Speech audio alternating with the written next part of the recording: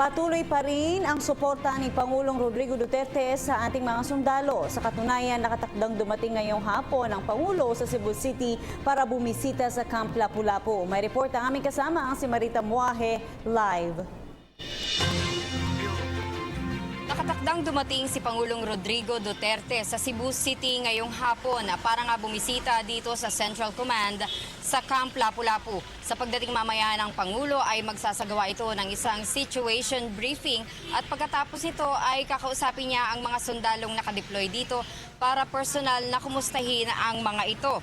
Samantala, dapat sana ay alas 4 darating ang Pangulo dito. Subalit sa pinakahuling ulat na nakuha natin ay magkakaroon ng adjustment sa scheduling at inaasahang maililipat sa mas late na oras ang pagdating ng Pangulo dito. Samantala sa ibang mga balita, dinaanan natin kanina ang Malacanang sa Sugbo dito sa Cebu City. At ito ay yung ginagawang residential house ng mga presidente ng mga nagdaang administrasyon. Subalit nitong panahon ni Pangulong Benigno Aquino III ay hindi ito nagamit sa loob ng 6 na taon.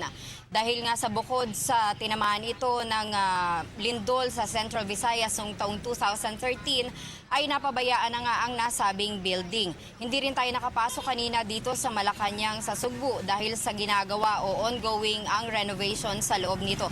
Sa katunayan ay nadidinig pa natin yung mga pukpukan mula sa labas ng Malacanang dahil nga sa ginagawang mga pag-aayos sa loob nito. Yan muna ang ating mga pinakahuling balita mula dito sa Cebu City para sa PTV News. Ako si Marita Muahe. Maraming salamat sa iyo, Marita. Ako po si Cathy San Gabriel. Subscribe na sa PTV YouTube channel. I-click lang po ang subscribe button.